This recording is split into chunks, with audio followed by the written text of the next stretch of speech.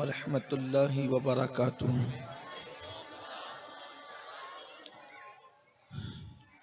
हमारे उलमा ये मसला बयान करते हैं कि अज़ान का जवाब देना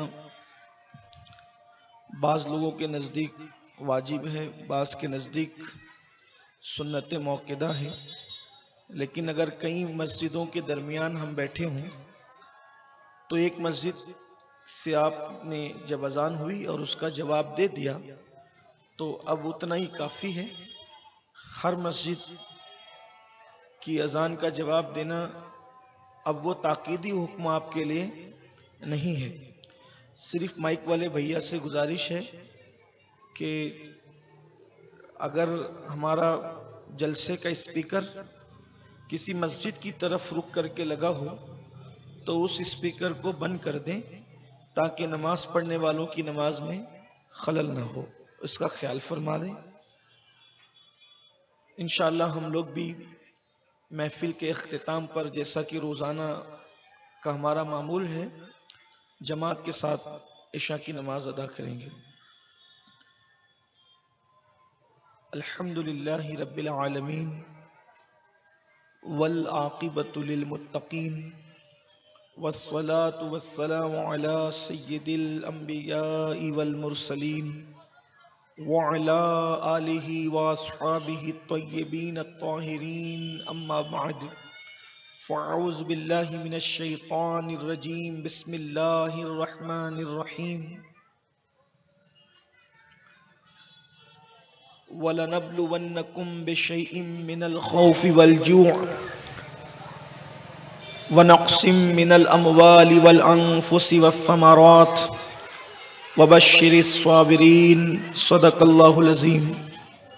गौसे आज़म बमनी बेसरो सामा मददे क़िबले दी मददे काबे ईमा मददे इंतज़ारे करमे तुस्त मने ऐनी रा ए खुदा जुओ खुदा बीनो खुदा दा मददे बगिरदा बे बला उफ्ताद कश्ती ज़ईफ़ानो शकिस्ता रात पुश्ती बहक़्क़े ख़ाजे उस्मान हारून मदद कुन या मोइनुद्दीन चिश्ती मदद कुन या मोइनुद्दीन चिश्ती मदद कुन या मोइनुद्दीन चिश्ती। निहायती अदब और एहतराम के साथ अपने और सारी कायनात के मरकज़ अक़ीदत दानाए सुबुल मौलाए कुल ख़त्मुर रसूल खुसरवे खूबा सय्याहे लामका वजह कुन फ़काम दुर्रिल्लाहिल मकनून सिर्रिल्लाहिल मखज़ून आलिमे मा काना व मा यकून आबो गिले अंबिया जानो दिले अस्फिया मतले हर सआदत मक्ते हर सियादत खुलासे कायनात फ़ख्रे मौजूदात हुजूर अहमदे मुजतबा मुहम्मद मुस्तफ़ा अरवाहु नाफिदा सल्लल्लाहु ताला अलैहि व आलिहि व सहबिही व बारक वसल्लमा की बारगाह बेकस पनाह में जिस तरीके से पढ़ाऊं बुलंद आवाज से मेरे साथ मिलकर पढ़ें। अस्सलातु वस्सलामु अलैका या रसूल अल्लाह, सलातु वस्सलामु अलैका या रसूल अल्लाह। और बुलंद आवाज से दुरूद और सलाम पढ़ें। अस्सलातु वस्सलामु अलैका या नबी अल्लाह, सलातु वस्सलामु अलैका या नबी अल्लाह, अस्सलातु वस्सलामु अलैका या हबीब अल्लाह, सलातु वस्सलामु अलैका या हबीब अल्लाह, व अला आलिका व अस्हाबिका या नूर अल्लाह, व अला आलिका व अस्हाबिका या नूर अल्लाह, सल्लल्लाहु तआला अलैका वसल्लम, सल्लल्लाहु तआला अलैका वसल्लम। आलुन नबी ज़रीअती सुभान अल्लाह, वहुम इलैहि वसीलती अर्जू बिहिम आता गदन बियदिल यमीन सहीफती या शहीदे करबला या दाफ़ए करबो बला गुलरुखा शहजादे गुलगू कबा इमदाद कुन शाह अस्तो हुसैन बादशाह अस्तो हुसैन शाह अस्तो हुसैन बादशाह अस्तो हुसैन दीन अस्तो हुसैन दी पनाह अस्तो हुसैन सरदाद नदाद दस्त दर दस्ते यजीद हक्का की बिनाए ला इलाहा इल्ला अस्तो हुसैन। सुभान अल्लाह, सुभान आज की ये महफिल सालाना हमारी महफिल जो मुनक्किद होती है उसकी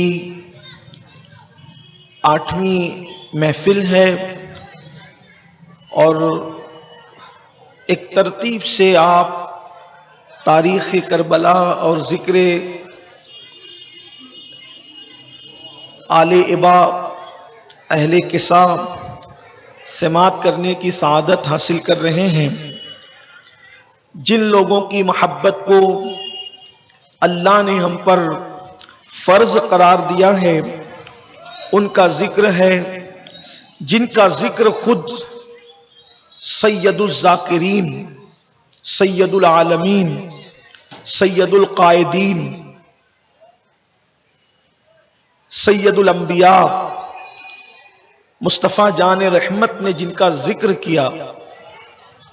और मेरे अपने नाकिस इल्म के मुताबिक इमाम हुसैन की सबसे पहली शहादत अगर किसी ने पढ़ी है तो वो हजरत जिब्रील अमीन है। और उसके बाद अगर कोई जिब्रील के बाद किसी ने उस शहादत को बयान किया है तो सैयदुल आलमीन मुहम्मदुर रसूलुल्लाह हैं। उसके बाद शहादत इमाम हुसैन को उनके बाद किसी ने बयान किया है तो वो असहाबे मुस्तफ़ा हैं।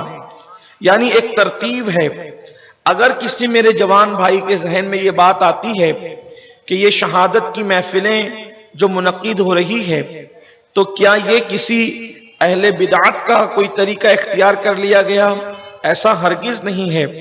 आइए मैं आपको ये बात पहले बताऊं कि इमाम आली मकाम की शहादत के वाक़े होने से पहले, उसके वक़ू से पहले हजरत जिब्रील ने, मुस्तफ़ा जान रहमत ने, मौलाए कायनात ने यानी असहाबे मुस्तफ़ा ने हर दौर में इसको बयान फरमाया। और आप उसको अब दिल के कानों से सुने, बस इसी वसीयत के साथ, इसी नसीहत के साथ कि जैसे हर दौर में अहले ईमान ने, कायदीन इस्लाम ने और ज़ुअमा और उलमा और अहले हक ने इसको बतौर अमानत अपने सीने से अगलों के सीने में मुंतकिल किया, ऐसे ही आप इसको अपनी नस्लों में मुंतकिल करें। क्योंकि जब तक करबला हमारे सीनों में रहेगा हम उस वक्त तक के गुलामी किसी की इख्तियार नहीं कर सकते। जब तक मुसलमान करबला को सीने में रखेगा वो गुलाम नहीं बनेगा। इसलिए कि लोग टीपू सुल्तान का एक जुमला बहुत बयान करते हैं कि शेर की एक दिन की जिंदगी गिदड़ की 1000 दिन की जिंदगी से बेहतर है। यह जुमला टीपू सुल्तान का नहीं, सुल्तान ने उसको बदला है। असल में यह जुमला इमाम हुसैन का है। इमाम अली मकाम ने करबला में कहा था, जिस वक्त किसी ने आपको कहा हुसैन इतना बड़ा आप खतरा मोल लेते हैं, यजीद से मिलकर बैत करने में जाता क्या है? तो इमाम अली मकाम ने फरमाया अगर उसकी बैत करेंगे तो हम गुलाम बन जाएंगे और गुलामी की 1000 दिन की जिंदगी से आजादी और हुर्रियत की 1 दिन की जिंदगी बेहतर है। ये करबला में इमाम हुसैन ने कहा था, जिसको सुल्तान टीपू ने अपने अंदाज में बयान किया और फिर उसके बाद ये सिलसिला चल पड़ा। तो आपसे बस इतना कहना चाहता हूं कि ये हमारी कोशिश है कि हकीकी करबला मुसलमान जवानों के सीने के अंदर ऐसा मोजज़न हो जाए कि ये कौम आजादी के साथ, आजादी फिक्र के साथ, ये कौम अपने कानून के साथ, अपनी शनाख्त के साथ, अपनी तहजीब के साथ, अपने तमद्दुन के साथ, अपने कल्चर के साथ, अपनी फिक्र के साथ दुनिया के अंदर जीने का सलीका सीखे। और ये सिर्फ हमें करबला अता कर रहा है, इसलिए कि वो उससे पहले के सारे दौर की पूरी अक्कासी अगर किसी ने की है तो वो करबला ने की है। और अब हर दौर के लिए गोया के करबलाई रहनुमा उसूल है। यानी कि अगर आप सिद्दीक अकबर की सदाकत, फारूक आजम की अदालत, उस्मान गनी की सखावत, अली मुर्तजा की शुजाअत, असहाब का ज़ुहद, उनका फक्र, उनका तकवा, उनकी मेहनतें, उनका तदब्बुर, ये सारी चीजों को अगर कहीं देखना चाहे तो इमाम अली मकाम ने उसका अक्स जमील जो है अपनी जिंदगी से पेश फरमाया है। और अल्हम्दुलिल्लाह हम अहले सुन्नत व जमात की ये रिवायत है, ये दस्तूर है, ये अकीदा है कि हम अहले बैत और असहाबे मुस्तफा का दामन यकसा अपने हाथों में लिए हुए हैं और दोनों के एहतराम और ताजीम और मोहब्बत की बात करते हैं। मेरे प्यारे आका अलैहिस्सलाम के प्यारे दीवानों, हमसे बढ़कर ताजीम असहाब करने वाला कौन होगा? हम तो असहाबे कहफ के कुत्ते का भी एहतराम करते हैं, तो अपने नबी जिनका कलमा पढ़ते उनके असहाब का एहतराम हम क्यों ना करेंगे? उनकी अहले बैत का एहतराम क्यों ना करेंगे? हमारा पूरा मजहब अदब है, एहतराम है। तो मैं ये अर्ज कर रहा था मेरे आका सल्लल्लाहु अलैहि वसल्लम के दीवानों, ये जो फिक्र दी जाती है कि करबला अचानक रूनुमा हो गया, रस्ते में जा रहे थे बाल बच्चों के साथ और किसी ने पकड़ करके मार डाला, काट डाला और आज तक उन कातिलों का पता नहीं।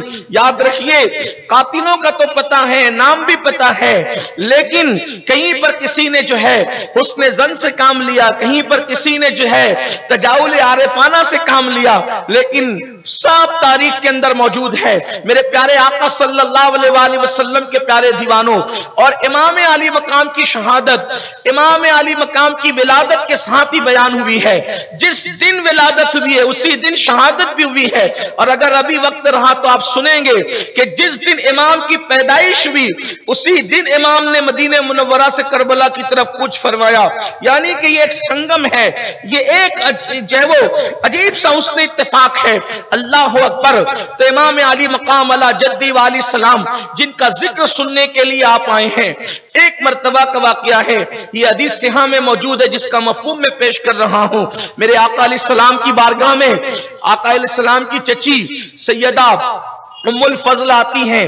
ये उम्मुल फजल कौन है? हजरत अबुल फजल की अम्मा है। और ये अबुल फजल कौन है? ये हजरत सैयदना अब जैवो अब्बास रदी अल्लाह, हजरत ये उम्मुल फजल कौन है? ये जनाब फजल की माँ है। और ये फजल कौन है? ये जनाब अब्बास इब्ने अब्दुल मुत्तलिब के शहजादे हैं। तो उम्मुल फजल इनकी कुन्नियत है। ये बारगाह रिसालत माब में आई और आने के बाद कहने लगी, या रसूल अल्लाह, मेरा दिल धड़का जाता है, मुझे अजीब सी कैफियत होती है। मेरे करीम आका, एक ख्वाब देख कर आई हूं लेकिन बयान करने की हिम्मत नहीं होती है। या रसूल अल्लाह, मेरे माँ बाप आप पे कुर्बान, मैंने ख्वाब जरा अच्छा नहीं देखा। मेरे करीम आका गैबदा नबी सल्लल्लाहु अलैहि वसल्लम ने फरमाया, चच्ची जो ख्वाब देखा वो बयान करो। अर्ज करती, आका मैंने ख्वाब ये देखा है कि आपके जिस्म का हिस्सा काटकर, आपके जिस्म का हिस्सा काटकर मेरी गोद में डाल दिया गया है। अल्लाह के हबीब अलैहिस्सलाम ने मुस्कुरा के फरमाया, चच्ची ये कोई बुरा ख्वाब नहीं, ये तो बड़ा मुबारक ख्वाब है, ये बड़ा बरकत वाला ख्वाब है। का मतलब क्या? कहा कि ये होगा चच्ची कि फातिमा के यहां बच्चा पैदा होगा और उसको एक इंसान के जिस्म के लोथड़े को, गोश्त को जैसे इंसान से निस्बत होती है वैसी उसको मुझसे निस्बत होगी। और चूंकि मेरे जिस्म का हिस्सा काट करके आपकी गोद में डाला गया है तो वो बच्चा जब पैदा होगा तो वो सबसे पहले आप ही की गोद में दिया जाएगा। और उसके चंद ही दिन के बाद जो है इमाम हुसैन की विलादत हुई। इमाम हुसैन की विलादत के लिए 3 अक़वाल तारीख में है।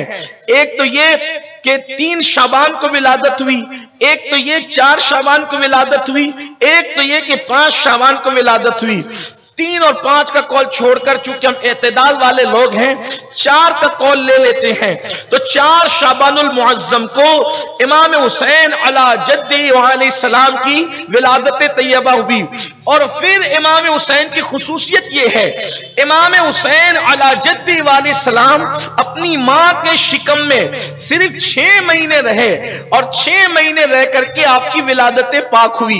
मेरे आका सल्लल्लाहु अलैहि वसल्लम, अल्लाहु अकबर, इमाम अली मकाम की विलादत के वक्त जो है सैयदा फातिमा के घर में तशरीफ ले गए और इमाम अली मकाम को अपनी गोद में लिया। मैंने विलादत के जो वाकयात इससे पहले पढ़े हैं कई मर्तबा, उसको रिपीट नहीं करना। सिर्फ ये कि विलादत के साथ शहादत बयान हुई, इसकी दलील आपको देना है। इमाम आली मकाम अला जद्दी वाली सलाम की विलादत हुई। अल्लाह के हबीब अलैहि सलाम ने उनको अपनी गोद में लिया। गोद में लेने के बाद हुजूर ने घुट्टी दी, उनको अपनी जबान से घुट्टी दी।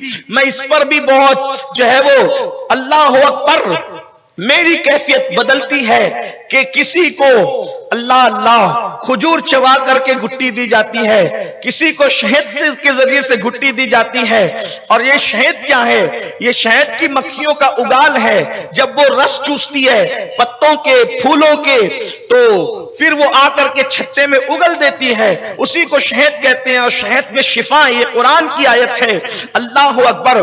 तो लोगों को शहद के जरिए से गुट्टी दी जाती है, लेकिन हुसैन इब्ने अली उस हस्ती का नाम है कि उनको शहद से गुट्टी नहीं दी गई, बल्कि अल्लाह के रसूल ने अपनी जबान उन्हीं के मुंह में डाल दिया। और हुसैन अपने नाना की जबान को ऐसे चूसने लगे जैसे कोई बच्चा मां का पिस्तान चूसता है। और गोया कि हम देख रहे हैं, अल्लाह अकबर, कि हुसैन पाक को रसूलुल्लाह मुंह में अपनी जबान देकर अपने सीने के असरार और रमूज, अपने सीने के उलूम व मुआरिफ, अपने सीने के असरार, अपने सीने की वो नेमतें जो अल्लाह तबारक व तआला ने उनको अता की थी, जितना चाहा मुस्तफा जान रहमत ने हुसैन के सीने में मुंतकिल फरमा दिया। अल्लाह अकबर। और फिर मेरे इमाम आली मकाम को उनके नाना जान ने घुट्टी देकर, अजान देकर उम्मुल फजल के गोद में दे दिया। उम्मुल फजल की गोद में देना था। सिया की रिवायत है जिसका मफहूम मैं बल्कि कई किताबों का इतने मजमुआ निचोड़ कर पेश कर रहा हूं कि जैसे उम्मुल फजल की गोद में दिया, सैयदा फातिमतुज़ ज़हरा मौजूद हैं, मौला अली मौजूद हैं, उम्मुल फजल मौजूद हैं। आका अलैहिस्सलाम चेहरे को एक तरफ करके रोने लगे। अल्लाह के रसूल अलैहिस्सलाम चेहरे को एक तरफ करके रोने लगे। उम्मुल फजल ने अर्ज किया, या रसूल अल्लाह सल्लल्लाहु अलैहि वसल्लम, मेरे माँ बाप आप पे कुर्बान, आज तो बड़ा खुशी का दिन है कि फातिमा के यहाँ दूसरा भी बेटा पैदा हुआ है। मेरे आका फरमाते, हाँ। फिर आका आप क्यों रो रहे हैं? आपकी आंखों से आंसू क्यों जारी है? तो मेरे आका अलैहिस्सलाम ने फरमाया, उम्मुल फजल मेरी चच्ची, अभी जिब्रील आए थे और जिब्रील अमीन ने आकर के मुझे ये खबर दी कि मेरे बेटे हुसैन को फुरात के किनारे, मेरे बेटे हुसैन को फुरात के किनारे वादिये तफ, बाज तलफ्फुज के यह है, फा पर तशदीद है और तौ पर जबर है, तफ। और बाज उलमा के नजदीक वादिये तुफ जो भी है, तो वादिये तफ, उस वादी में फुरात के किनारे मेरे हुसैन को उसके अहलो अयाल के साथ भूखा और प्यासा शहीद किया जाएगा। अल्लाह के रसूल अलैहिस्सलाम ने उसी दिन बल्कि उसी वक्त 4 शाबानुल मुअज्जम को, जहां विलादत हुसैन है, उसी मुकाम पर जिब्रील अमीन ने शहादत हुसैन बयान की। अल्लाह के रसूल अलैहिस्सलाम ने शहादत हुसैन उसी वक्त बयान फरमाई, बल्कि उसी वक्त हजरत जिब्रील अमीन ने अर्ज किया, या रसूल अल्लाह, वो जो जमीन है जिसको हम करबला कहते हैं, वादिये तफ की मिट्टी मैं अपने साथ लाया हूं, इस मिट्टी को आप अपने पास रखें, ये उसी जमीन की मिट्टी है। गोया के करबला की मिट्टी मुस्तफा जान रहमत के हाथ में दी गई। अल्लाह के रसूल अलैहिस्सलाम ने उस मिट्टी को सैयदा उम्मे सलमा के पास दिया। एक और रिवायत है कि जिसमें विलादत का तस्करा नहीं है बल्कि सैयदा उम्मे सलमा के घर का तस्करा है। एक और रिवायत है जिसमें सैयदा उम्मे सलमा और विलादत का जिक्र नहीं है, मुतलकन जो है वो शहादत इमाम अली मकाम की बात बयान करने का जिक्र है। एक जगह जिब्रील अमीन का जिक्र है, एक जगह पानी के फरिश्ते का जिक्र है, एक मकाम पर जो है एक ऐसे फरिश्ते का जिक्र है जो उससे पहले रूए जमीन पर कभी जमीन पे नहीं आया था। सिर्फ वो शहादत की खबर लेकर के अल्लाह के रसूल के पास आया और फिर अल्लाह अकबर जिक्र शहादत सुनकर सबसे पहले जिसकी आंखें नम हुई है, जिक्र शहादत सुनकर सबसे पहले जो रोया है वो जात मोहम्मद रसूलुल्लाह की जात है। अगर मिसवाक करना उम्मत के लिए सुन्नत है और है तो शहादत हुसैन सुनकर मोहम्मद रसूलुल्लाह रोए हैं, फिर इस पर इस उम्मत को एतराज क्यों? हम मातम के कायल नहीं हैं, हम रियाकारी के कायल नहीं है, लेकिन मोहब्बतों के आंसुओं को तो कोई रोक ना सके, कोई ना रोके। लोगों ने ये क्या तरीका बना लिया कि बाप की मैयत पर निकलने वाले आंसुओं पर तो पाबंदी न रही, लेकिन हुसैन की मोहब्बत में निकलने वाले आंसुओं की पर पाबंदी क्यों है? और फिर अल्हम्दुलिल्लाह हमारा अकीदा बुजुर्गों के वलियों के मानने वालों का यह है कि जो हुसैन पाक की मोहब्बत में चंद आंसू बहा लेते हैं, अल्लाह तबारक व तआला फिर उन्हें दुनिया के गमों पर रोकने से महफूज फरमा लेता है। ज़हरा के शहजादों पर जो रोते हैं, मोहब्बत में आंसू बहाते हैं, अल्लाह उनकी तकदीरों को धुल देता है, बुरी तकदीरें उनकी भली हो जाया करती है, उनकी जिंदगियों में इनकलाब आया करता है। मेरे प्यारे आका ने सलात व तस्लीम के प्यारे दीवानों, अल्लाह अकबर, मुस्तफा जान रहमत की आंखों में आंसू है, यह सिहा की रिवायत है। और उसके बाद जब मेरे आका ने रोया और आका ने शहादत बयान की तो सैयदा फातिमा भी रो पड़ी और उसके बाद मौलाए कायनात भी रो पड़े। लेकिन अब जो जिक्र आता है, अब उसको होश और गोश से तमाम खवातीन हजरात, सब बहनें और भाई सुने तवज्जो के साथ, अल्लाह अकबर। लेकिन हैरत की बात यह है, रसूलुल्लाह जो इमाम हुसैन के नाना हैं, उनकी शान तो यह है, इशारे अबरू पर लोगों की तकदीरें बदलती है, उंगलियों के इशारे पर चांद के टुकड़े होते हैं, उंगलियों के इशारे पर सूरज पलट आता है, उंगलियों के इशारे पर जो है वो दरख्त अपनी जगह से छोड़ के चल आते हैं। जाबिर के मुर्दा बच्चे जिनके कहने से जिंदा हो जाते हैं, मुर्दा बकरियां जिनके कहने से जिंदा हुई है, मुर्दा दिलों को जहां जिंदगी मिली है। आखिर सैयदा फातिमा नहीं कहती, बाबा आपने ये जो खबर सुनाई ना कि मेरा हुसैन वादी तफ में शहीद होगा, तो बाबा जरा दुआ कर दे कि हुसैन मेरा बच जाए। अली मुर्तजा भी नहीं कहते, बाबा दुआ कर दे मेरा लाल बच जाए। उम्मुल फजल भी नहीं कहती, बाबा चचा जो वो या रसूल अल्लाह दुआ कर दे, आपकी चची की अर्जी दुआ कर दे कि हुसैन की तकदीर बदल जाए। कोई नहीं कह रहा है, रो सब रहे हैं, लेकिन कोई मामला बदलने के लिए नहीं कह रहा है। क्यों? इसलिए कि किसी के यहाँ बच्चे इसलिए पैदा होते हैं, तवज्जो करना, आप में और अहले बैत में फर्क यह है, किसी के यहाँ बच्चे पैदा होते हैं तो लोग दुकान संभालने के लिए बच्चों को पालते हैं, किसी के यहाँ बच्चे पैदा होते हैं तो खेती बाड़ी संभालने के लिए बच्चों को पालते हैं, किसी के यहाँ बच्चे पैदा होते हैं तो लोग आसाएं पीरी समझ करके, यानी बुढ़ापे में बच्चा काम आएगा इसलिए पालते हैं। लेकिन रसूलुल्लाह के यहाँ जो शहजादे पैदा हो रहे थे उनको इसलिए नहीं पाला जा रहा था कि ये किसी का आसाएं पीरी बनेगा, ये दुकान संभालेगा, खेत संभालेगा, इसलिए कि जिसके यहाँ जो प्रॉपर्टियां होती है लोग उसको संभालने के लिए औलाद पालते हैं, जो जिसकी मेहनतों के सम्राट होते हैं वो उसके लिए औलाद पालते हैं। चूंकि दीन मोहम्मद रसूलुल्लाह की मेहनत का नतीजा था, इसलिए रसूल की औलाद अल्लाह के दीन के लिए पाली जा रही, अल्लाह के दीन के लिए पाली जा रही थी, क्योंकि दीन मुस्तफा जान रहमत ने फैलाया था, दीन मुस्तफा जान रहमत ने फैलाया था और साथ मुस्तफा जान रहमत के असहाब ने दिया था, इसलिए हुजूर की आले पाक, अल्लाह अकबर। अब सोचो, हुसैन पाक की परवरिश होती है, अल्लाह अकबर। मिलाने को नहीं कहता, सिर्फ समझाने को कहता है। अभी बकरीद के मौके पर कुछ क्लिपें आई तो मैं रो पड़ा, बकरों की क्लिपें, जानवरों की क्लिपें, बचपन से पाला तो जुदाई के वक्त क्या हालत हुई जानवर और इंसान की। फिर कोई पालता है जानवर को कुर्बानी के लिए, तो जब जब देखता है उसको प्यार आता है ना, अभी कट जाएगा बेचारा, कट जाएगा, इस साल कट जाए, है ना। मिलाने को नहीं कह रहा हूं, उसे समझाने को कह। नादान जानवर का बच्चा पालता है तू, चारा खिलाकर, और उस पर नजर पड़ती और ख्याल आता है कि ये कट जाएगा, तो उसके लिए तेरा दिल कितना हुमकने लगता है।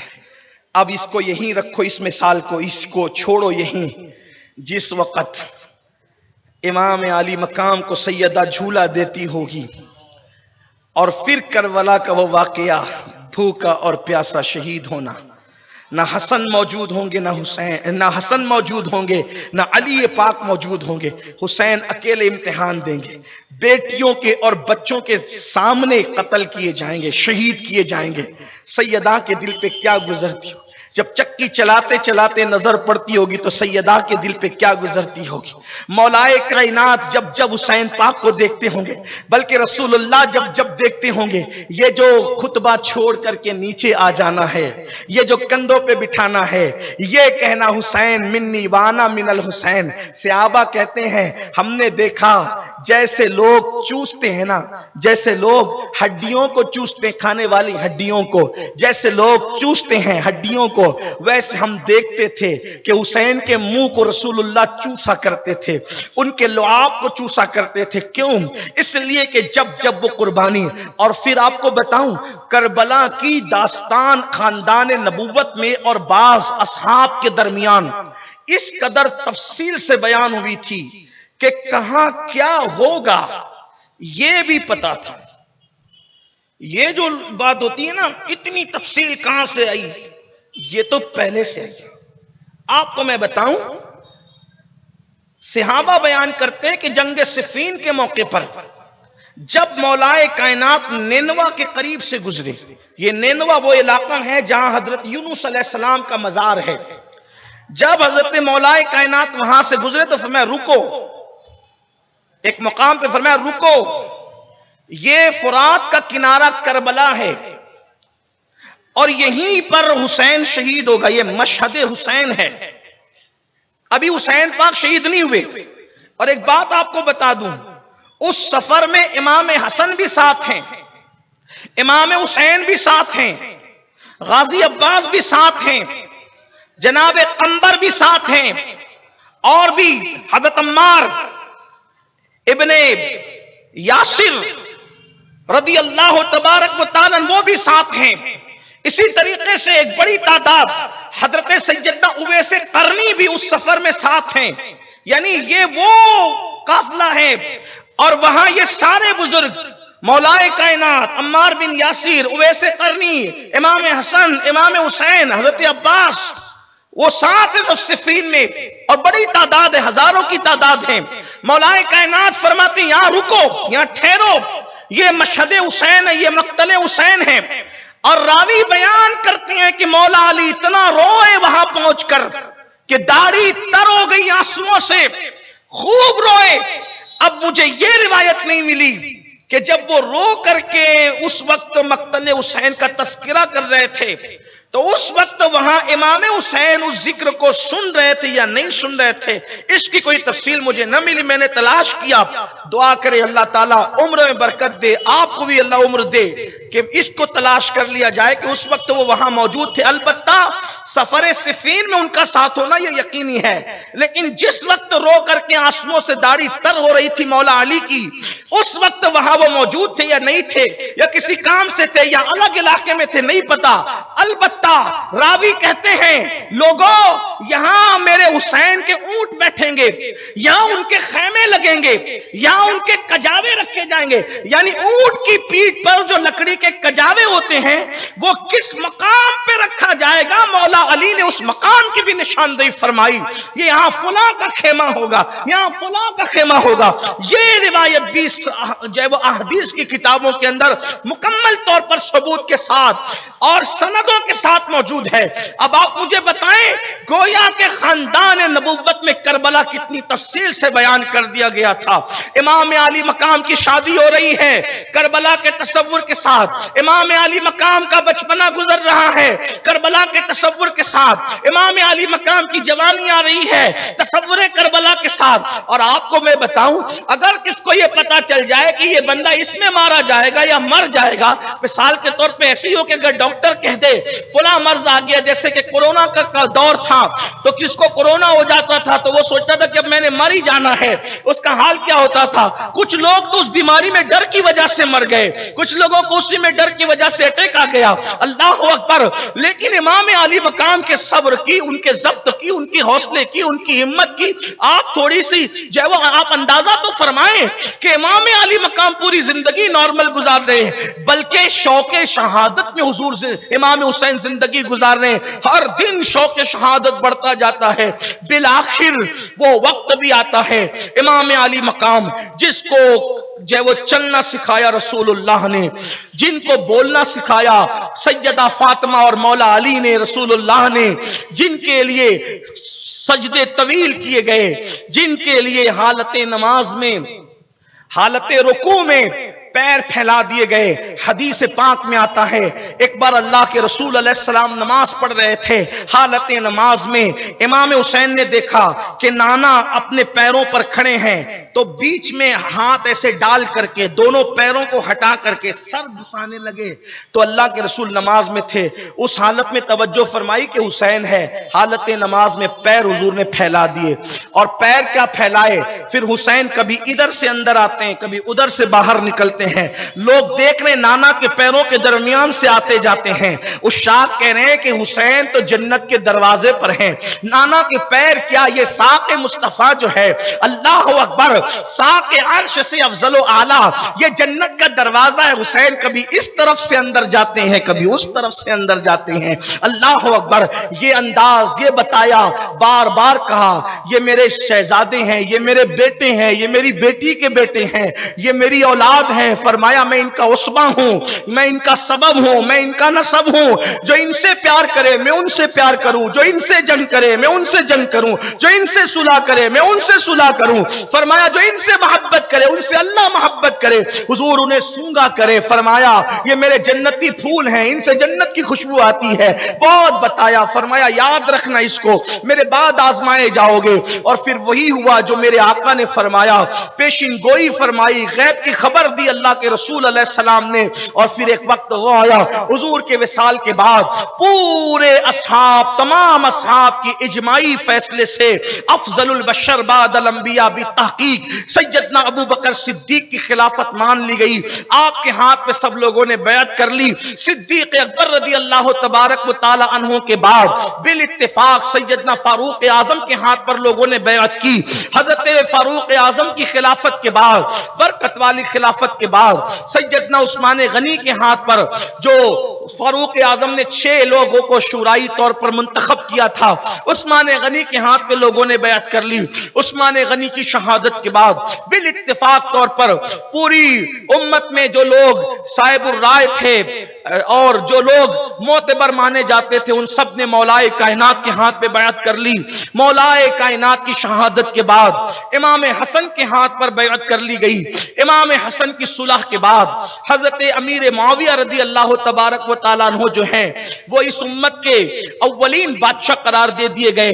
और आपके विसाल के बाद जब आपको फालेज के अंदर लकवे की बीमारी में आपका इंतकाल हुआ, आपका इंतकाल हुआ सन 60 हिजरी में, रजबुल मुरज्जब के महीने में, रजब के महीने में उनका इंतकाल है। उसकी तारीख बाज लोग 22 रजब लिखते हैं और ज्यादातर लोग वो तारीख 15 रजबुल मुरज्जब, और भी अकवाल हैं। ये मैं कोई मौर्रिख नहीं कि आपको इसी पे कहूं उसी पे कहूं। और ये भी कहता हूं कि हम लोग तारीख का कलमा नहीं पढ़ते, हम लोग मोहम्मदुर रसूलुल्लाह के गुलाम हैं, इसलिए बहुत ज्यादा तारीख में ना उलझना चाहता हूं ना उलझाना चाहता हूं। बस यही कि अक़वाल मुख्तलिफ हैं, मौर्रिखीन ने अपने ज़ौक़ के मुताबिक लिखा, इसलिए मैं सारे अक़वाल पेश कर देता हूं कि आपके ज़ौक़ में आपका ज़ौक़ जिसकी तरफ आपको ले जाए आप उस पर अमल करें। तो आपके इंतकाल के बाद आपका बदतरीन बेटा, इंतहाई पापी, इंतहाई गंदा, आपका बेटा पलीद यजीद पलीद, जो मैसून बिनते बहदल कलबिया के पेट से पैदा हुआ था। हजरत अल्लामा सैयद मोहम्मद नईमुद्दीन मुरादाबादी का पूरा जुमला मैंने बेऐन ही नकल कर दिया कि महसून बिनते बहदल के पेट से पैदा होने वाला पलीद, जिसे दुनिया यजीद कहती है, नंगे खानदान, नंगे मिल्लत, नंगे मजहब, इंतहाई गंदा तरीन इंसान, गोया के सारी गंदगी को जमा कर लें, सारी गंदगी को, और एक तरफ यजीद को रखें तो आपको सारी गंदगियां हल्की नजर आए। मेरा उन्वान आज यजीद नहीं, यजीद का हुलिया इंतहाई मोटा, बहुत मोटा, बहुत बड़ा सा पेट, और जैसे कुत्ते और सुअर के जिस्म पे बाल बहुत ज्यादा होते हैं ऐसे उसके बदन पे बाल, और इंतहाई सफेद रंग उसका, वो सफेद रंग जिसे देखकर इंसान को घिन आती है। कुछ सफेद रंग ऐसे होते हैं जो इंसान की तबीयत में घिन पैदा करते हैं, और कुछ रंग गोरे होते हैं, वो अलग हैं। उसके बाद कुछ रंग ऐसे होते हैं जो मली है, मलाहत होती है उसके अंदर, ये तो उसका रंग इंतहाई सफेद, और बाल उसके बदन पे कसरत से, मोटा भद्दा, और शराबी। शराबी के साथ लोग कहते हैं कि इतना उसको बुरा ना कहो, मैं जो तारीख में लिखा है वो, शराबी के साथ इतना गंदा कि ख्वाजा हसन निजामी ने अपनी किताब में लिखा कि वो अपनी सौतेली मां को भी नहीं छोड़ता था। ख्वाजा हसन ने कहां तक के इंसाफ किया, ख्वाजा हसन जाने, मैंने उनका जुमला नकल किया, बाज मामलात में मेरी हैसियत से सिर्फ नाकिल किए बस।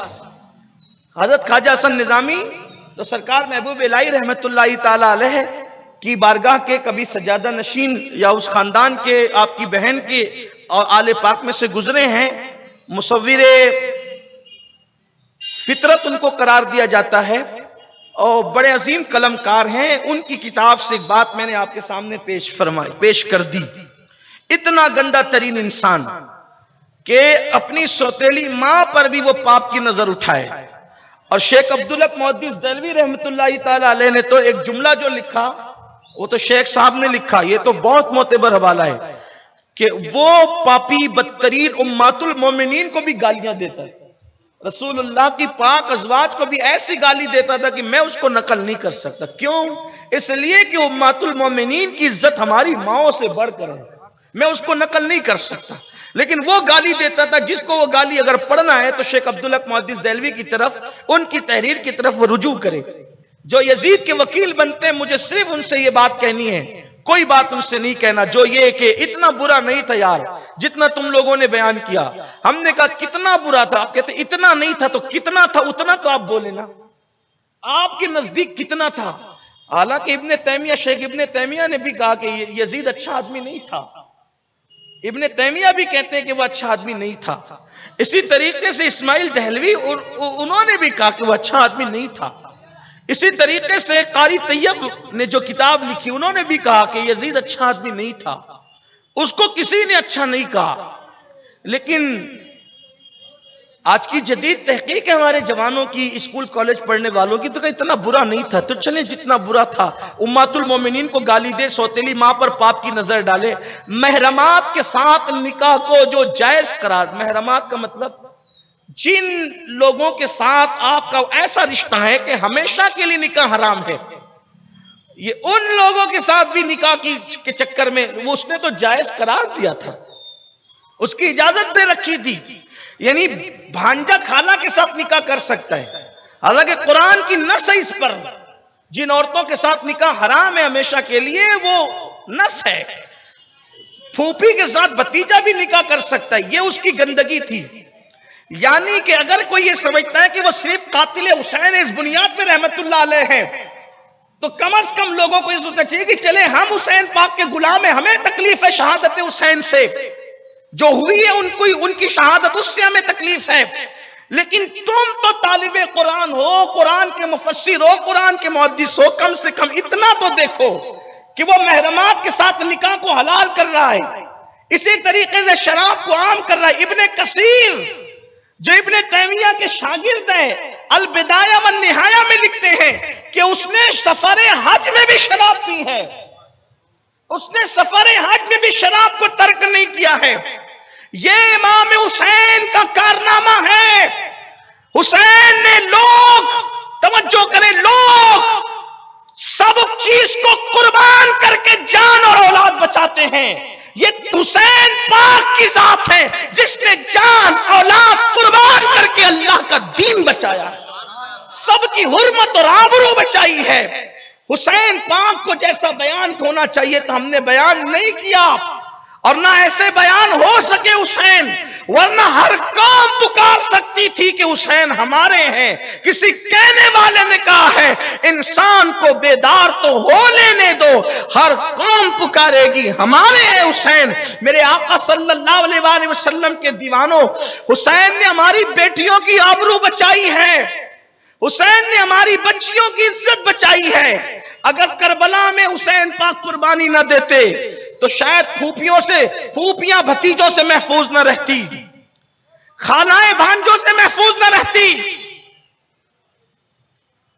सालियां बहनवइयों से महफूज न रहती, सौतेली माएं अपने बेटों से महफूज न रहती। दलील बनती, दलील कि जिसके हाथ पर हुसैन ने बैत की थी वो हजरत यजीद तो ये सब करते थे, तो अब तुम्हें क्या मुश्किल है अमीनुल कादरी? क्या जवाब देते? हुसैन पाक ने कुर्बानी दी और यजीद को धूल चटाया उसके नजरियात और अकायद को, ताकि आज कोई गंदगी करे तो कोई कहेगा कि सबने तो बैत कर ली थी, तो वो जवाब दिया जाएगा सबने की थी या नहीं की थी ये बहस बाद में होगी, लेकिन जिसको सैयदा ने अपना दूध पिलाया था और जिसको रसूलुल्लाह ने अपने कंधे बिठाया था, उस हुसैन ने सब लुटा कर भी कहा था कि सब दे सकता हूं मगर अपना हाथ नहीं दे सकता। हमारे दीन को बचाया है हुसैन पाक ने, हमारे ईमान को बचाया हुसैन पाक ने, हमारे कुरान को बचाया हुसैन पाक ने। हुसैन उस हस्ती का नाम, एक बंदा पूरा दीन बचा गया, एक हस्ती पूरे दीन को नई जिंदगी दे गई। इसीलिए तो मुहिजुद्दीन और मोइनुद्दीन किसी और खानदान में पैदा नहीं होते, वो हुसैन इब्न अली ही के घराने में पैदा। इमाम अली मकाम की पूरी जिंदगी गुजर रही है शौक शहादत में, शौक शहादत में। वो दिन आता है, बहरहाल मैंने कुछ पढ़ दिया, मेरा कोई मुझे दिलचस्पी नहीं है उसके मुतालिक कोई बात करने में, लेकिन थोड़ा सा जिक्र किया ताकि मेरे वो जवान जो जानी बनकर भी अपने आप को हुसैनी कहते हैं उनको शऊर होना चाहिए कि ये काम यजीद करता था। जो कुत्ता गोली खा रहे हैं, शराब पी रहे हैं, औरतों पे पाप की नजर डाल रहे हैं, उन्हें पता होना चाहिए नशे और शराब का काम हुसैनियों का नहीं है, ये तो यजीदियों का काम। हुसैनी शरबत पीते हैं, शराब नहीं पीते। हुसैनी शरबत पीते हैं, शराब नहीं पीते, और सिर्फ पीते नहीं है बल्कि पिलाते भी हैं। या हुसैन के सदके में शरबत पिला रहे हैं, वहां इंशाअल्लाह हौज़े कौसर के जाम पिएंगे, और किस शान से पिएंगे। मौलाना हजरत अल्लामा हुज्जतुल इस्लाम हामिद रजा बरेलवी लिखते हैं, हाथों से 4 यार के हमको मिलेंगे 4 जाम, दस्ते हसन हुसैन से और मिलेंगे जाम 2 इंशाअल्लाह ताला। यहां शरबत हुसैन है, वहां हौज़े कौसर है, और आका ने फरमाया हौज़े कौसर पे सबसे पहले मुझसे मिलने वाली मेरी अहले बैत हो। बल्कि एक हदीस और पढ़ दूं सवाइकुल मुहर्रिका के हवाले से, और भी बहुत लोगों ने लिखा, लेकिन इस वक्त सवाइकुल मुहर्रिका जहन में आई। हदीस पाक आका फरमाते तेरे हाथ में एक डंडा होगा अली, आका फरमाते अली तेरे हाथ में एक डंडा होगा, डंडा। मैं डंडा कह रहा हूं, हुजूर ने आसा कहा, क्योंकि मैं मालेगांव में तकरीर करता हूं, ये मेरे छोटे छोटे बच्चों को समझना चाहिए। अभी कहूं कि आसा शरीफ होगा तो फिर उनको पता हो, घर जाके इसी में टेंशन में रह के सैयद साहब ने कहा क्या कि ऐसा क्या होता है। तो मैं अपने बच्चों का भी ख्याल करता हूं, मेरी बूढ़ी माएँ बहनें भी 80-80 साल की महफिलों में मौजूद है, उनका भी मुझे ख्याल होता है। तो कल के वो ये ना बोले करे लाला थोड़ा सा आसान तो किया कर, उनको ये भी नहीं बोलना चाहिए ना, तो इसलिए मैं उनके लिए कह रहा हूं। मौलाए कायनात से आका फरमाते अली तेरे हाथ में तेरे हाथ में डंडा होगा, डंडा, और तू उस डंडे से लोगों को भगाएगा। कहां से? हौजे कौसर से। उस डंडे से भगाएगा। भगाने का जिक्र किया, तू भगाएगा किसको? कहा जो दुनिया में अहले बैत से बुग़्ज़ रखते थे उनको डंडे से भगाया जाए। हौजे कौसर का जाम उन्हीं को नसीब होगा जिनके दिल मोहब्बत नबी और आले नबी से सरशार, जिनके दिलों में अहले बैत मुस्तफा की मोहब्बत थी। क्या नसीबे होंगे इंशाअल्लाह हमारे नसीबे अहले बैत के। गुलामों के नसीबे क्या होंगे?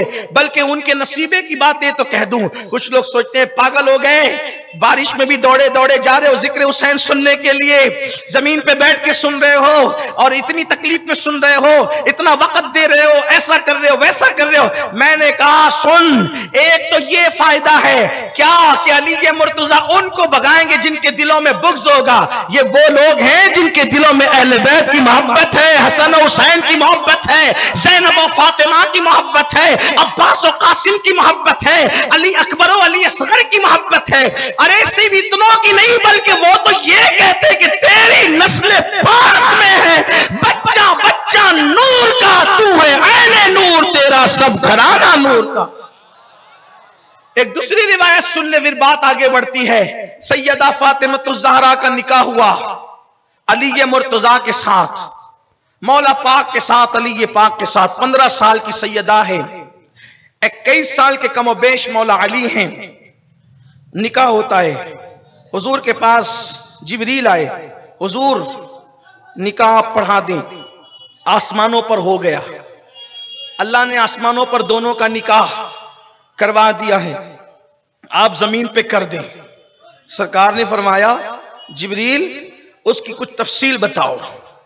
तो बहुत तफसील बताई जो यहां जिक्र नहीं करता। एक बात कही, कहा आका जब निकाह हो रहा था फातिमतुज़ ज़हरा का अली के साथ, तो उस वक्त अल्लाह ने मुझे हुक्म दिया कि मैं तूबा को, तूबा एक दरख्त है जन्नत में जिसका जिक्र मेरे इमाम ने भी किया है, तूबा में जो सबसे ऊंची नाजुक सीधी निकली शाख मांगू नाते नबी लिखने को, रूहे कुदुस से ऐसी शाख अपने इन बागों का सदका, वो रहमत का पानी दे जिससे नकले दिल में हो पैदा प्यारे तेरी विला की शाख। मौला गुलबुन रहमत ज़हरा सिबतैन उसकी कलियां फूल, सिद्दीक व फारूक व उस्मा हैदर हर एक उसकी शाख। तो वो तूबा को अल्लाह ने मुझे हुक्म दिया कि मैं हिलाऊं, तो मैंने तूबा को हिलाया, वो दरख्त को जो जन्नत का दरख्त हिलाया तो उससे पत्ते गिरे, और इतने पत्ते गिरे जितने के अहले बैत की मोहब्बत करने वालों की तादाद है। कयामत तक जितनी तादाद है अहले बैत से मोहब्बत करने वालों की, उतने पत्ते गिरे, और हर पत्ते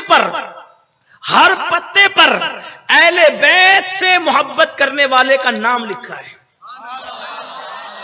कोई कहता है ताजमहल के पत्थर पे मैंने तेरा नाम लिख दिया क्योंकि तू मेरा यार है। मैंने अजंता के गारों पर तेरा नाम लिखा जा करके क्योंकि तू मेरा यार है। लोग जाते हैं ना घूमने फिरने तो नाम लिखते हैं यार के। अरे नादान, अहले बैत की गुलामी ने तुझे किस मकाम पे पहुंचाया? तू पैदा होने वाला था कब, और तेरी पैदाइश से पहले सिर्फ गुलामी आले मोहम्मद की वजह से तूबा के पत्तों पर कुदरत ने तेरे नाम लिख के बताए कि तू मेरे यार की आल से प्यार करता है। मैंने तेरा नाम जन्नत के दरख्त के पत्ते पे लिख दिया। अल्लाह अकबर। तो जितने पत्ते गिरे सब पे अहले बैत के मुहिब्बीन के नाम थे, और अर्ज किया आका जब क़यामत का दिन आएगा तो हर पत्ता वो नाम वाला उसके हाथ में दिया जाएगा का बेहिसाब जन्नत में दाखिल होगा। नारे तकबीर, नारे रिसालत, नारे हैदरी, जिक्रे शोहदाए करबला। सुभान अल्लाह, सुभान अल्लाह। अहले बैत से मोहब्बत का फायदा कोई छोटा मोटा सस्ता सौदा है? हक है। सुभान अल्लाह। बेहिसाब जन्नत में। हालांकि इसके रावियों में कुछ बाज मुहद्दिसीन ने ज़ौफ़ का हुक्म लगाया है, लेकिन हदीस ज़ईफ है, मगर है तो हदीस ही। क्या है तो हदीस ही। एक मुहद्दिस साहब जो हदीसों में बड़ी जिरा करते थे, उनको गुलाब का फूल बड़ा पसंद था। तो गुलाब का फूल बुखारी पढ़ाते पढ़ाते कहा कि बुखारी के गुलाब का फूल जो है हुजूर को बड़ा पसंद था। तो चूंकि पढ़ने वाले शागिर्दों को भी बीमारी लग गई थी, क्योंकि जैसे उस्ताद में होती है तो वैसी असर तो आता है ना शागिर्दों के अंदर। जब देखो जब हदीस पे जिरा करते हैं, हदीस पे जिरा करते हैं, हदीस पे, तो शागिर्दों को भी वो लत लग गई थी। तो कहा, जब इन्होंने कहा चूंकि इनको पसंद था इसलिए हदीस ले आए, जो चीज जिसको पसंद है वो उस पर हदीस लाता है। तो कहा गुलाब का फूल अल्लाह के रसूल को पसंद था। शागिर्दों ने कहा मगर ये हदीस तो ज़ईफ है। तो अब बनती नहीं थी ना बात। तो इन्होंने कहा लेकिन बच्चों है तो हदीस ही ना। हम भी कहते हैं है तो हदीस ही ना। अगरचे रावी में ज़ौफ है लेकिन हदीस में तो कोई ज़ौफ नहीं होता ना। तो हम इश्क के बंदे हैं, क्यों बात बढ़ाई है। तो अर्ज ये कर रहा था अहले बैत से मोहब्बत का सिला ये है, इसलिए हम बच्चे बच्चे के दिल में अहले बैत की मोहब्बत भर देना चाहते हैं और भर देना चाहिए। क्योंकि मेरे आका ने फरमाया अपनी औलाद को 3 बातें सिखाओ, एक तो अपने नबी की मोहब्बत, एक तो आले नबी की मोहब्बत और एक कुरान की तालीम। 3 बातें सिखाओ। अपनी औलाद को अगर बिगड़ने से बचाना है, अपनी औलाद को जहन्नम का कुंदा बनने से बचाना है, अपनी औलाद को पापी और जहन्नमी बनने से बचाना है, नबी ये रहमत की मोहब्बत, आले नबी की मोहब्बत, कुरान की तालीम, तो हुसैन पाक इसी माहौल में परवरिश पा रहे हैं। अब एक दिन वो आता है कि आप सुन चुके कि हजरत अमीर माविया का लकवा में सन 60 हिजरी में रजब में इंतकाल हुआ और उनका पलीद बेटा यजीद अबू खालिद वो तख्त नशीन हुआ, वो बादशाह बना। यजीद की हुकूमत से हजरत अबू हुरैरा जैसे लोग पनाह मांगते थे। उन्होंने दुआ की, मदीने के बाजारों में दुआ करते थे, अल्लाह मैं लड़कों की हुकूमत से और सन 60 हिजरी से अल्लाह तेरी पनाह मांगता हूं। तो सन 59 हिजरी में हजरत अबू हुरैरा का विसाल हुआ मदीना मुनव्वरा में, और एक कौल के मुताबिक उनका विसाल हुआ मुल्क शाम में। बहरहाल लेकिन ज्यादा मोतबर रिवायत मदीने तैयबा की है। चूंकि मुल्क शाम में भी उनका मजार है, कभी आप पहुंच जाए तो फिर आप ये ना कहें कि देखो ये तो कुछ भी कहते हैं। तो इसलिए दोनों कौल बयान कर दिया। एक तो ये कि मदीने मुनव्वरा में विसाल हुआ ये भी, और एक तो दिमश्क में मुल्क शाम में विसाल हुआ ये भी, लेकिन ज्यादा सही मदीने मुनव्वरा में है। सन 59 में आपका विसाल हो गया। सन 60 हिजरी में यजीद रजब में तख्त नशीन हुआ। जिस वक्त बाप का इंतकाल हुआ वो उस वक्त भी बाप के सराने मौजूद नहीं था, इतना पलीत था, शिकार को गया हुआ था। जब आया वालिद का इंतकाल हो चुका था, उनका विसाल हो चुका था, ये तख्त पे बैठा। अब चूंकि उसकी बैत तो उसका सिलसिला तो शुरू ही हो चुका था, लेकिन जब ये बैठा तो कुछ लोगों ने उसकी बैत नहीं की थी। उनमें से मदीने मुनव्वरा और हिजाज मुकद्दस के लोग ज्यादा थे, जैसे इमाम हुसैन इब्ने अली, इन्होंने बैत नहीं की थी। अब्दुल्ला इब्ने उमर, इन्होंने बैत नहीं की थी। अब्दुल्ला इब्ने जुबैर, इन्होंने बैत नहीं की थी। अब्दुर रहमान इब्ने अबू बकर, इन्होंने भी बैत नहीं की थी। ये वो लोग थे। और कुछ लोग, इसने बैठते ही देखिए, यानी यजीद को हुसैन दुश्मनी कोई अचानक रातों रात पैदा नहीं हो गई थी।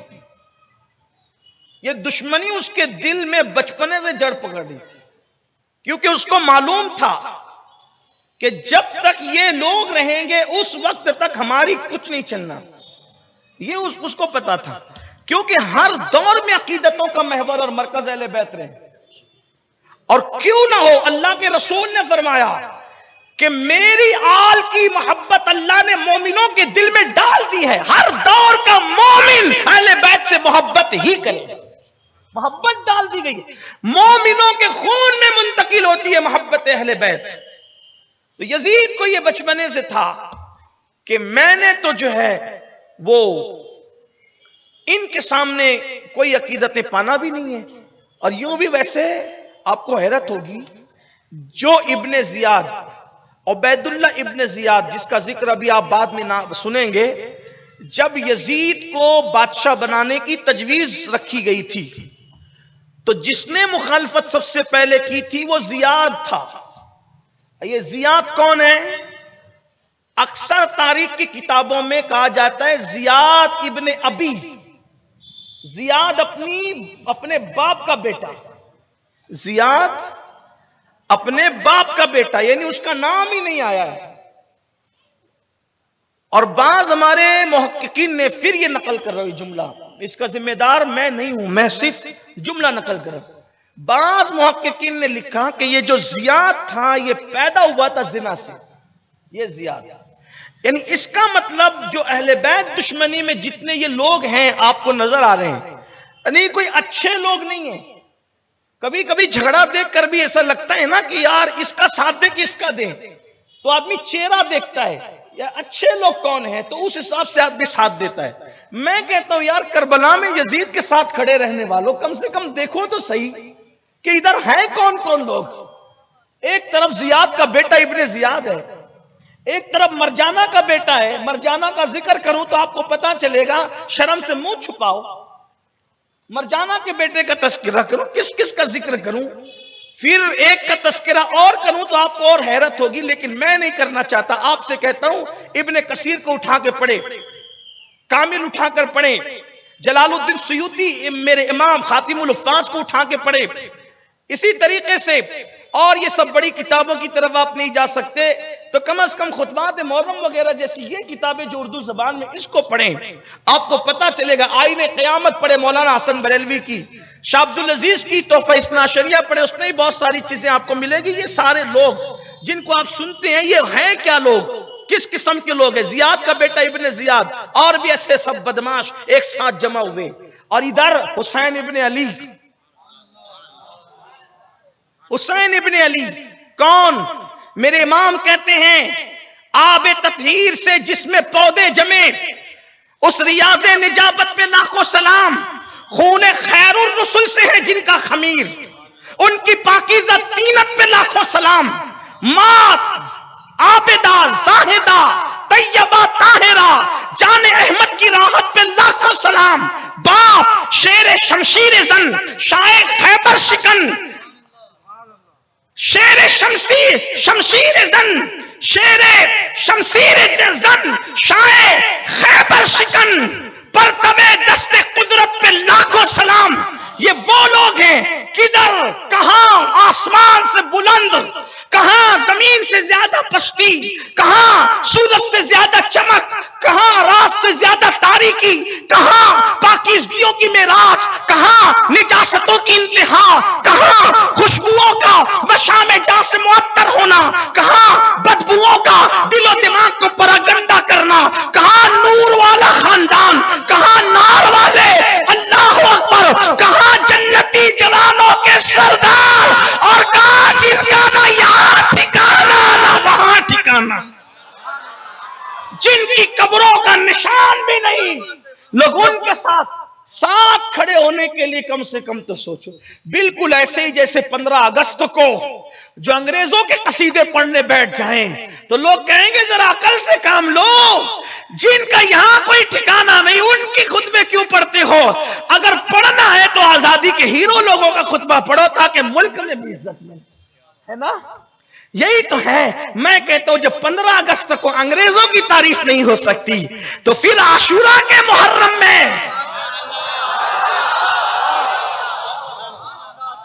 15 अगस्त जैसे मखसूस है आजादी के लिए कुर्बानी देने वाले। अरे आजादी के लिए जिन्होंने कुर्बानियां दी उन्होंने एक मुल्क को आजाद कराया है, और हुसैन ने वो कुर्बानी दी जिसने पूरी इंसानियत को जुल्म और ज्यादती और गंदगी से दुनिया में आजाद करा के आखिरत में जहन्नम से आजाद कराया।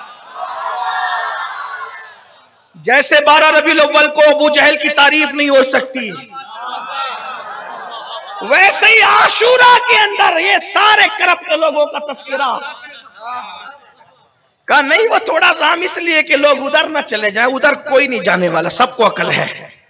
हाँ, अहले सुन्नत का है बेड़ा पार, असहाबे हुजूर नज्म है और नाव है इतरत रसूलुल्लाह की। तो उसने खत लिखा, इसमें दुश्मनी का जो जानवर पल रहा था पहले से, थोड़ा सा जो है वो उस खानदान से नस्बी रिश्ता होने की वजह से यजीद का जिक्र आने पर कहीं जज्बाती हो जाता हूं, तो आप लोग उसमें मुझे थोड़ा सा दरगुजर कर दीजिएगा। हर आदमी अपनी माँ को गाली देने वाले, बाप को गाली देने वाले के लिए आस्तीन चढ़ाता है। शरीफ से शरीफ लोगों को देखा है, थोड़ा इतना हक हमें भी दीजिए ना कि हाँ, आपका एक रिश्ता है, हमारा शुक्र इलाही डबल रिश्ता है ना, तो थोड़ा सा हमें तकलीफ औरों से कुछ ज्यादा है। इस वजह से मुझे आप न समझे कि ये गैर संजीदा हो गया, मैं गैर संजीदा नहीं, अपनी हद में ही रहूंगा। तो उसने खत लिखा, खत का उन्वान था, इब्ने जरीर तबरी लिख रहे हैं खत का उन्वान, इब्ने कसीर लिख रहे हैं खत का उन्वान। वलीद मदीने मुनव्वरा के गवर्नर थे। वलीद के पास खत आया कि हजरत अमीर मुआविया का इंतकाल हो गया और अब मैं खलीफा हूं। उसने लिखा मैं खलीफा हूं। वही खलीफा वलीफा, वो क्या खलीफा, खलीफा ऐसे जबरदस्ती नहीं बनते। खिलाफत राशिदा तो हदीस की नस की बुनियाद पर इमाम हसन पर खत्म हो जाती, इस पे अहले सुन्नत का इत्तेफाक है। आका फरमाते मेरे बाद खिलाफत 30 साल रहेगी और 30 साल इमाम हसन पर पूरे हो जाते हैं। 2.5 साल सिद्दीक अकबर के, 10 साल फारूक आजम के, कितने हो गए 12.5 साल, 12 साल कुछ महीने उस्मान गनी के, कितने हो गए 25 पकड़ लें आप उसको, ठीक है, और तकरीबन 4.5 साल मौलाए कायनात के और 6 महीने इमाम हसन के, इस पर 30 साल पूरे हो गए। और आखिरी खलीफा राशिद इमाम हसन, खिलाफत राशिदा खत्म। उसके बाद दौर शुरू होता है मुलूकियत का।